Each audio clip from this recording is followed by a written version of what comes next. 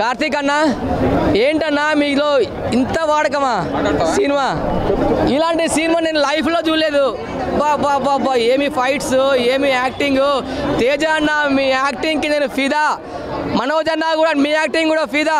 ప్రతి ఒక్క యాక్టింగ్, జయపతి బాబు గారి యాక్టింగ్, శ్రీయ యాక్టింగ్, అందరి గెటప్ సీన్ అన్న పంచులు, కామెడీ, ప్రతి ఒక్క సీన్ టు సీన్ ఎక్కడ బోర్ లేకుండా బెస్ట్ మూవీ. ఇలాంటి సినిమా నేను వస్తుంది అనుకోలేదు.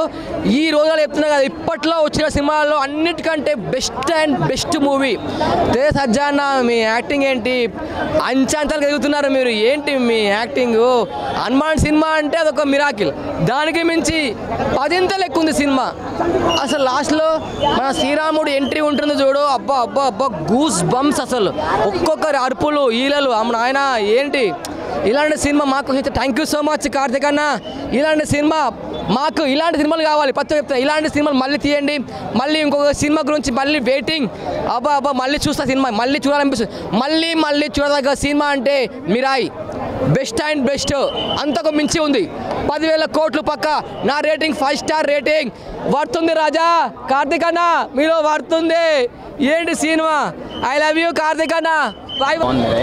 మీరు ఎక్కువ ఎక్స్పెక్టేషన్స్ పెట్టుకోకుండా లో ఎక్స్పెక్టేషన్స్, అంటే మనం చిన్న మూవీస్కి వెళ్దాం చూసారా, అలా పెట్టుకోండి. అంతేగాని హాలీవుడ్ లెవెల్ అలాంటి ఎక్స్పెక్టేషన్స్ ఏమొద్దు.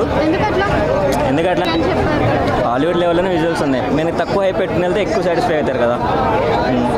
అంటే ఇప్పుడు సీనియర్ జూనియర్ లాగా చూసుకున్నా కానీ మనకి మనోజ్ ఇంకా తేజ సజ్జా అలా ఏం లేదు. మనోజే కనిపించాడు, తేజ సజ్జనే కనిపించాడు.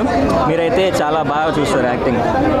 సో అంటే ఇప్పుడు మనోజ్ మొత్తం కూడా మనకి నెగిటివ్ క్యారెక్టర్స్ వెళ్ళిపోయారు. సో చాలా మంచి ఫ్యూచర్ ఉంటుంది నెగిటివ్ క్యారెక్టర్. అంటే జగపతి బాబు టైప్లో కంబ్యాక్ వస్తుంది అనమాట నెగిటివ్ క్యారెక్టర్స్లో. సో ప్రభాస్ వాయిస్ ఉంది అని అంటున్నారు కదా మరి. అది తేజ సజ్జనే ట్వీట్ చేశాడు. దాన్ని బట్టి మీరే అర్థం చేసుకోవచ్చు. వాయిస్ క్యామియోనో మీరే ఐడియా పెట్టుకోవచ్చు. And Teja Sajja script selections ఎలా అనిపిస్తున్నాయి?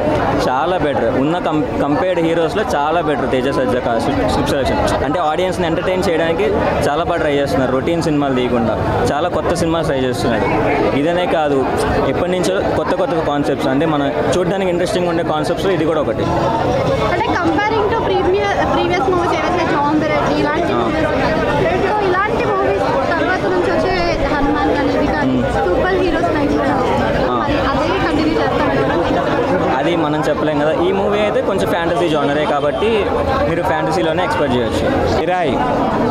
మిరాయ్ అంటే ఒక పురాణాల నేపథ్యంలో సాగే ఒక full action adventure film Mirai. ఇందులో తేజ సజ్జా గారి యాక్టింగ్ అయితే వేరే లెవెల్లో ఉంది భయ్యా. ఒకటే చెప్తున్నాను నేను, తేజ సజ్జా గారి స్క్రిప్ట్ ఇలా కనుక ఎంచుకుంటే ఇంకో 2-3 ప్రభాస్ గారి తర్వాత టాలీవుడ్లో తేజ సజ్జా గారే ఉంటారు అని చెప్తున్నాను. 100%. అంత బాగా ఉన్నారు.